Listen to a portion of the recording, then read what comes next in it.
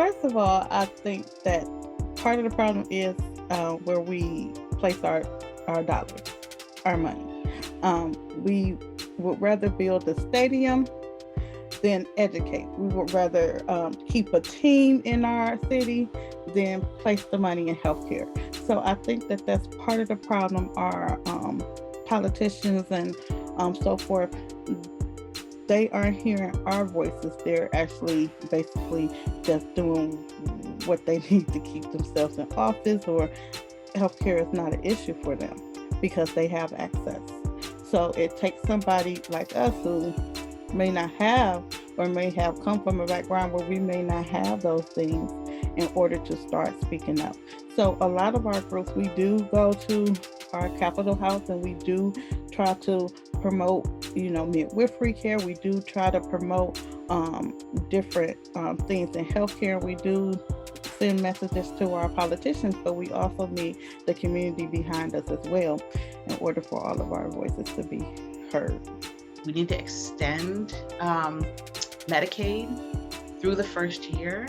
We need to make sure that people have health care after they have their baby. So Medicaid pays for more than about 40 to 50% of all births in this country. And a lot of folks are going to not have insurance after 60 days.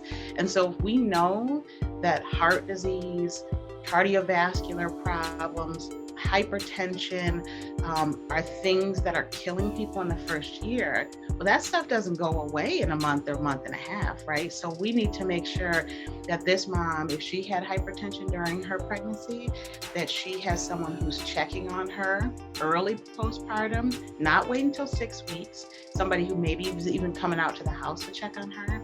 We need to make sure that she's connected with a good family physician, because as her midwife, I might not be the person who's gonna monitor her blood pressure over her lifetime, but maybe I can hand off to a family physician and make sure that she's either on medication or that she starts to be able to do some wellness activities that will really help.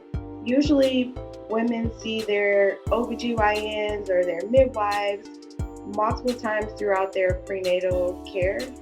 However, during the postpartum period, usually there's only one, maybe two visits after then, depending on what type of delivery they have. And that sometimes doesn't happen until they're about 6 weeks postpartum. So I think that there needs to be a change where women have immediate postpartum care within that first week. So whether that's legislation for all women to have a doula, or to be able to have a midwife or someone that can either come to their house, or they can go and be seen in that first week to make sure that their blood pressure is good, and to make sure that they're not experiencing postpartum depression or different changes that happen within that first week or 2 weeks after delivery.